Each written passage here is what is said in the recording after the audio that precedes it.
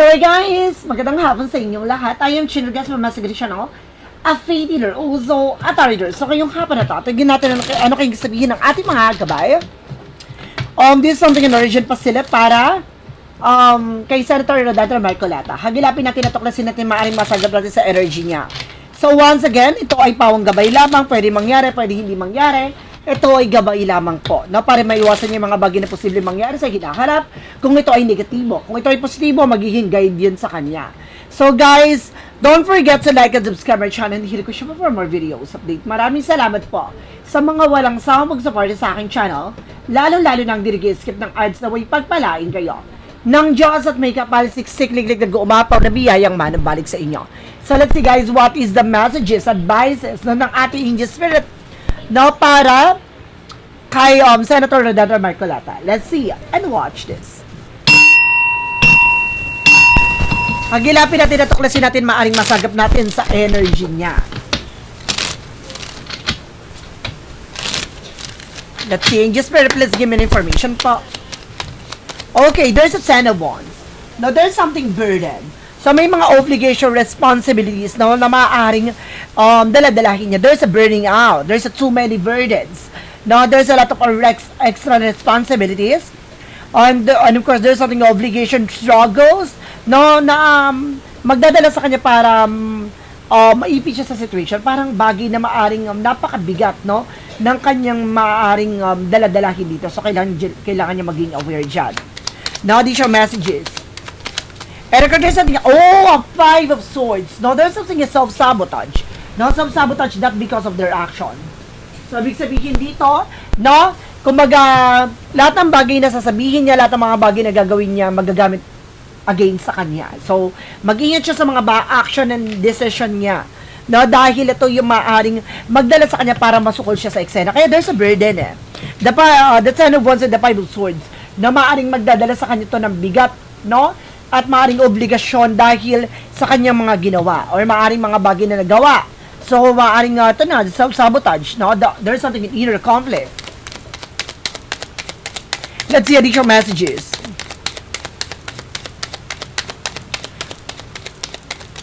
And there's an Ace of Cups. Now, there's something, a love. Now, parang there's something, a love, compassion, no? A deeper feeling. So, there's a proposal, spirituality, intimacy. So, may kaugnayan about sa emotion. Or sa love. Parang something na parang, pagiging, parang gusto mo yung bagay na yon or gusto mo yung tao na yun. Parang I feel something bagay ito. No? Situations, no? Na parang gusto mo to. Now, there's something a Six of Cups. Now, there's a past situation coming back. So, mayroong bagay na tungkol sa nakaraan maaaring maungkat. Or meron ditong tungkol sa isang familiarity related sa kanya. Now, there is something memories, reminiscence. No, may tungkol about sa nakaraan related sa family niya na maaaring mauungkat, na mabubungkal, no? What is the additional messages? Represent with the Star card. There's something in the unexpected situations. No, there's a blessing in disguise. So, it's all about purpose. No, ano man yung bagay na to? It's a spirituality, no, na maaaring may kaugnayan, no, sa mga pangyayari sa nakaraan. And there's an Eight of Swords. Maiipit talaga siya, guys. Sakita niya yan, makukulong siya, maiipit siya sa situations.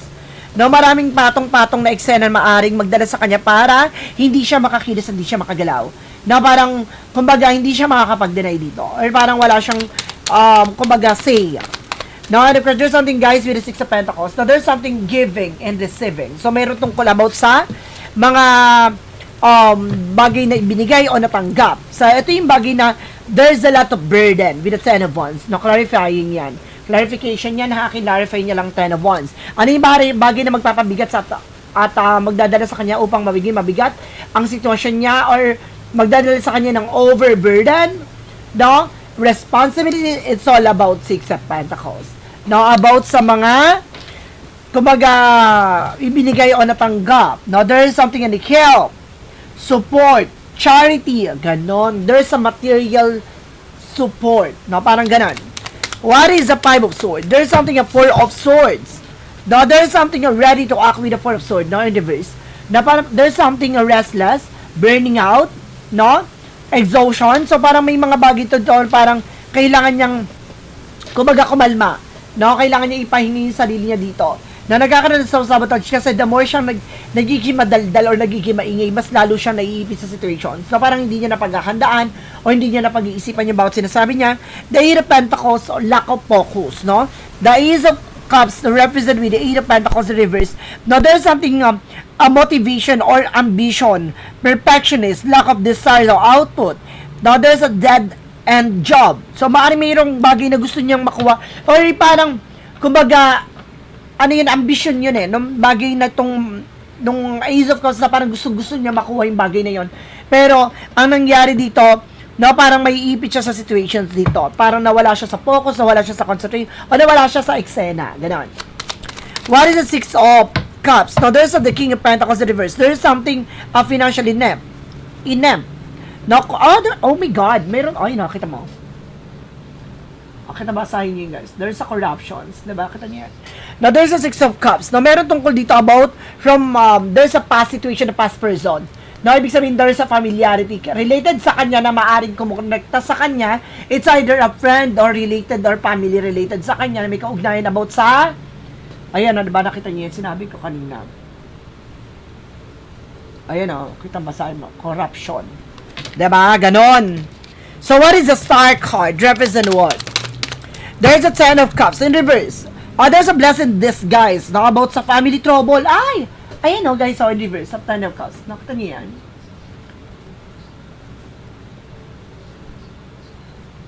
Ito, basahin niyo. Family trouble. Ayan sa una, diba? Family trouble. So, magkakaroon ng problema about sa family niya. Ayan ang sinasabi ko lang. Sinasabi ng baraha. Huwag niyo ako inaartihan dyan, ha? Now, there's something with the disconnections, values broken of, or struggles, unhappy home. So, mayroong bagay na maaaring magdala sa kanya para maipit sa situations na to. May mga unexpected situation talaga. What is the Eight of Swords? The Eight of Swords represents the King of Swords. Now, there's a stop the pattern. So, meron ditong kailangan putulin. Now, or meron ditong mas wise daw at meron na mas mataas na posisyon na parang maiipit sa situations dito. Now, the truth, authority. So, ibig sabihin malalaman ng katotohanan dito, kaya maiipit siya sa situation with the Eight of Swords. So, nakita mo yan? No, meron ditong parang lalaki na maaaring tumukoy sa kanya or magbigay ng information sa kanya para maipit siya sa situation. Kasi there's a lot of toxic and negativities around. So, ibig sabihin, naaring nadadamay din siya sa lalaki. Maaring itong lalaki na to ay maaring nadamay siya dito, mas lalo siya naipit, ganon. No, masyado siya nagtiwala sa lalaki na to. So, let's see what is the Ten of Wands and the Six of Pentacles. There is a Five of Cups. Disappointment. So, sinakita niyo yan, there's a disappointment. Now, there's, I know, ayun na, kaya sinasabi ko lagi yan, ayun na, there's a disappointment. Diba? Tama yung sinasabi ko. Alam niyo na. Diba? Kumbaga, ini-interpret ko lang muna yung baraha bago ko magbigay ng gabay. Ha? Kasi there's a clarification. Ka-clarify ko pa yon. Ganun yun. Now, there's a Ten of Wands, something burden. The Six of Pentacles about sa, there's a giving and receiving. So, about sa mga bagay na natanggap, nakuha. And the Five of Wands, something a disappointment. So, maaaring madi-disappoint siya kasi may iipit siya sa situations, no? Na may kaugnayan about sa mga natanggap or mga binigay, ganun. What is the Five of Swords? Because the Four of Swords in reverse. Represent guys with a Wheel of Fortune. So, there's something turning back. So, meron ditong about, no? So, there's something in life cycle, a destiny to happen, there's something, a cycle, a karma coming in. So, it's all about karma nga talaga. So, the Wheel of Fortune, something karma, what goes around, comes around, bilog ang mundo, na talagang iikot ang kapalaran na to, maaaring nasa ibabaw ka sa ngayon, pero darating yung araw na mapupunta ka sa ilalim sa part na to, ganon. So, kumbaga kailangan niya lang maging aware, no?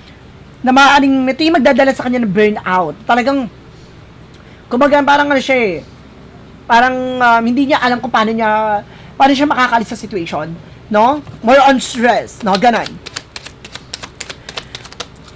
There's an Knight of Cups. So, there's an offer. So, there's something, an offer, an email, messages. Natin sinasabi ko with the Eight of Pentacles, lack of focus, ganon. So, kumbaga, okay, so ibig sabihin, there's something negotiator. So, ibig sabihin, there's something negotiation. So, meron dito about sa offer na mayroong negotiations, na mayroong kaugnay with the Eight of Pentacles in reverse, na parang kulang sa focus, na kulang sa information, na there's an ambition at the same time, na parang gusto mo to makuha tong posisyon na to, or gusto mo to, or meron kang pangarap na mas mataas ang pang posisyon. No, na parang ito yung bagay na gusto mo mangyari pero at the end of the time, hindi siya may sasakatuparan. Parang ganon. So, parang inaperang ka na mas mataas na posisyon sa mga susunod na eksena, ganon. No, maaring there's this coming election with the 2028, no, there's an offer for you. No, tapos, kung gumawa ka ng eksena, no, na maaring magdadala sa'yo para maipit sa situation, yun, na kailangan niya maging aware na, kumbaga, yung offer na yun yung bagay na para siya maipit sa situation. Mag-ingat siya. Now, what is the King of Pentacles in reverse and the Six of Cups? Represent guys with the Two of Wands are waiting for a result, waiting for a shift. So, may mga resultang lalabas dito tungkol saan? Tungkol sa nakaraan. The Six of Cups, something a past situation coming back. The Three of Wands, something a result. And then something a King of Pentacles, about sa corruption. So, mayroon about talaga, no, from the past. Ito yung sinasabi ko, guys, ayun na, sinasabi ko lang, nakita niyo yan. Ayun na, corruption. Diba? Now, there's an explosion, reverie, full of investment, possessive, wasteful, greed, extremism, ganon, ha? Sinasabi ko lang, ha? So, meron na about sa tungkol sa nakaraan, na related about sa family related, no? Na maaring, may resultang lalabas, no? What is the star card? Because the Ten of Cups. In reverse. So, there's something as Queen of Cups. No, there is something emotional and intelligent. No, kailangan mas maging kalmado. There's something of flow. No, meron ditong parang babae na very caring. No? Kumbaga,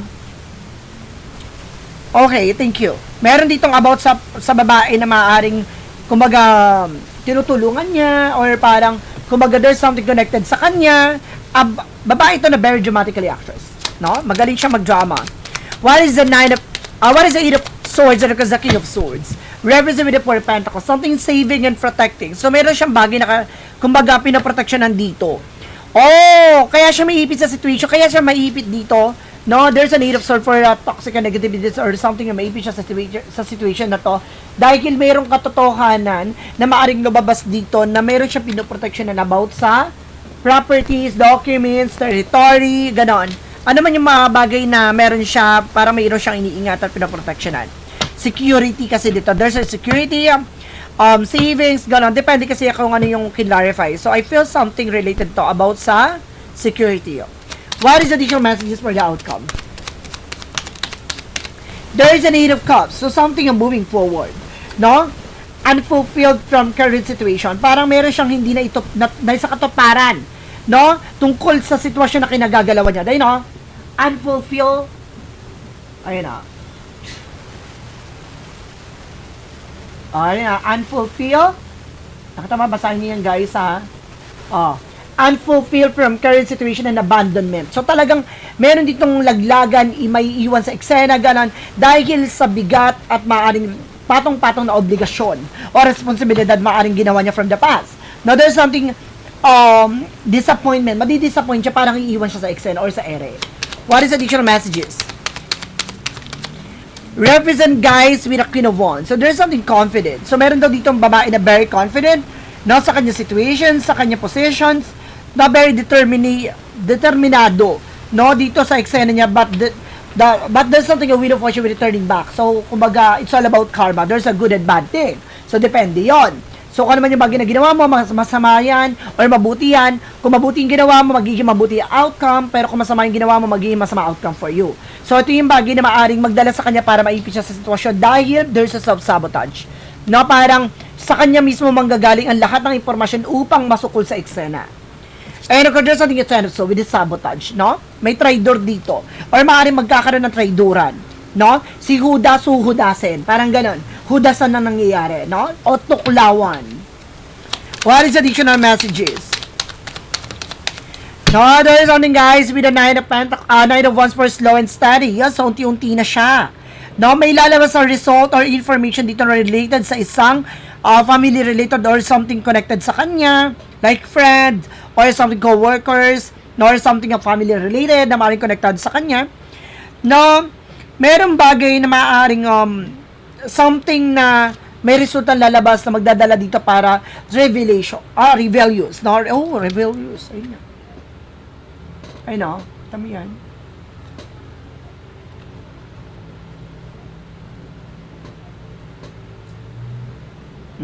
Ayan na to sa baba. Rebellious.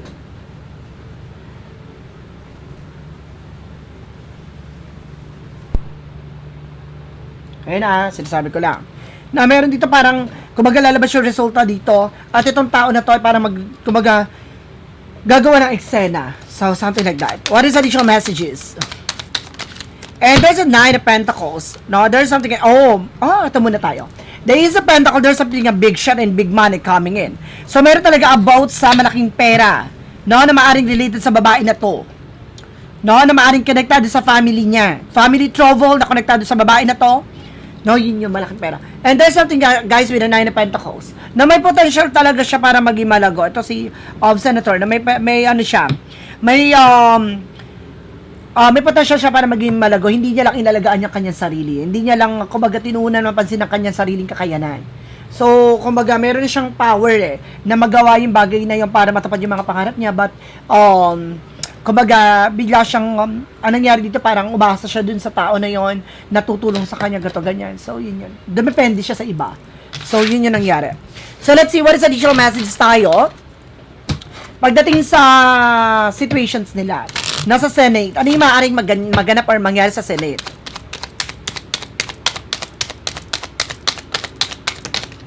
Now, there's an Eight of Wands. So, there's something communications. And the Seven of Wands in reverse, there's a giving up. So, meron dito nga weak boundaries. So, mahina, no? Ang kanilang boundaries. Giving up. No? And admission, defeat. Yielding, surrender. So, merong informasyon na maaaring, kumbaga, there's a surrender. And there's something, guys, with the Knight of Swords. No, bibilis na raw ang takbo na situation. Meron dito about sa Senate na maaaring mag-surrender daw. Okay, sino kaya yun, guys? Let's see, what is additional messages? No, pagdating naman sa situations niya, kasi parang may kinakaharap ng cases or parang mayroong, kumbaga, ihahain sa kanya or ano yung about dun sa plunder na inaano sa kanya. No, ibabato sa kanya. Let's see, clarify natin. Ano yung magiging outcome nun?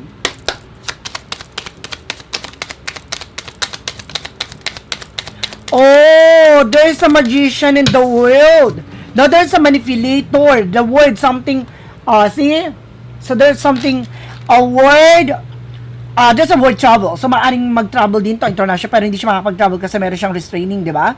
And there's something evolution, there's a bigger picture, meron buong mukha. Ibig sabihin, malalaman na kung sino nagmamanipulate sa kanya. No, sino tong trader at ahas. Ay, makikilala na.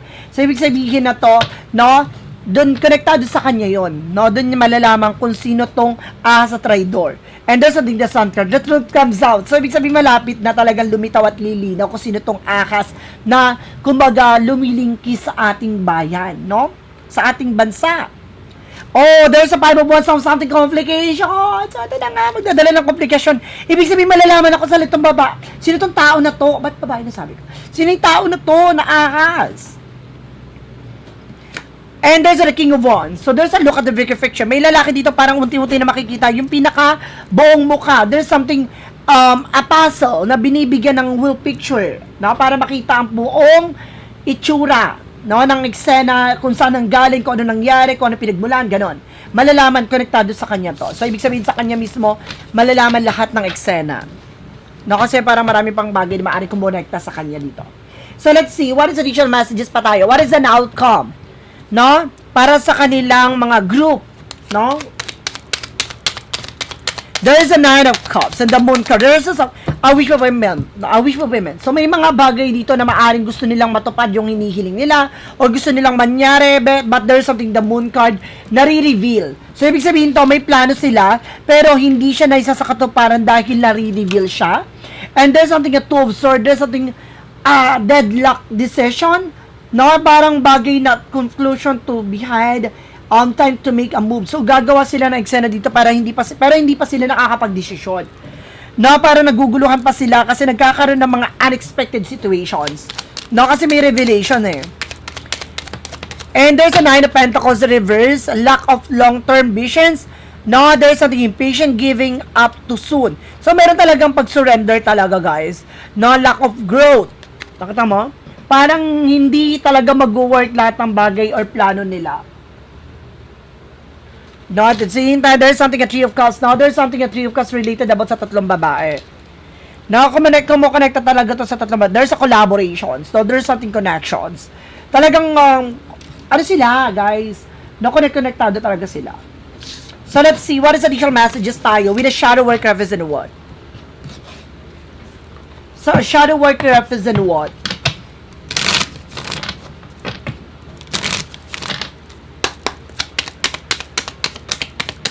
Shadow work represent with the jumbo thoughts. No? Sa ngayon, confusion. Naguguluhan siya. No? Nagkakaroon siya ng anxieties dito. Nakita niyo, there's an anxieties. Gulong-gulo siya ngayon. No? Parang ang daming tumatakbo sa utak niya.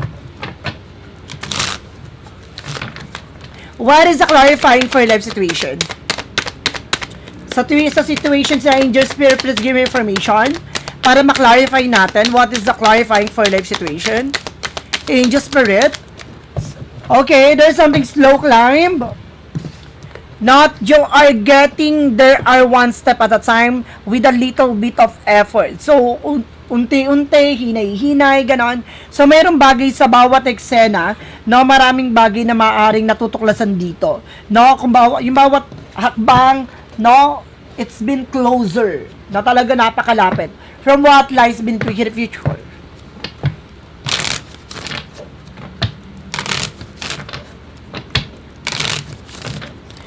From what lies between the future. Ano yung mga bagay, guys? Angel Spirit, please give me information. Angel Spirit, please give me information. Nothing about you. I hate nothing about you. May mga bagay dito parang, kumbaga, ayaw niya tungkol dito sa tao na to. Or parang, there's a putting a show. Parang bagay na, hindi niya ina-expect na parang mapupunta siya sa isang situation dito. There's a putting a show. Na parang, mapupunta siya sa spotlight. There's an emotional intelligence na kailangan niya mas maging matalino pagdating sa emosyon. No? Parang may emosyon niya, parang hindi niya na nako-control. No? There's a isa pa, what lies pa tayo. One more card, please. To clarify. And there's something, guys, we already knowing the tea. So, alam niya na. No, alam niya na yung magiging result. Alam niya na magiging kalalabasan dito. So, parang kailangan niya lang maging matured na pagdating sa kanya emosyon. Kasi baka rin madala to para maging para pabugso-bugso, no, dahil magiging pala decision siya sa part na to. So, kailangan niya kumalma. No, magiging aggressive siya the way na para mahuhuli siya sa sariling bibig. Ganon. So, guys, this is something an urgent pasilip para kay Senator Redante Marcoleta. Maraming salamat po. And of course, ito ay pawang gabay lamang. There's something an urgent pasilip. No, pwede mangyari, pwede hindi mangyari. Ito ay gabay lamang. No, upang magbigay gabay sa kanya o maiwasan niya yung mga bagay na hindi kaaya-aya magaganap. Ganon. So, guys, maraming salamat po. And of course, don't forget to like and subscribe my channel and notification po for more videos update. Maraming salamat po sa mga walang sawang pag-support sa aking channel, lalo-lalo nang hindi nag-skip ng ads na way pagpalain po kayo ng Diyos at may kapal siksik liglig na guumapaw na biyayang manubalik sa inyo. Maraming salamat and see you in the next video. Bye-bye. And mabush.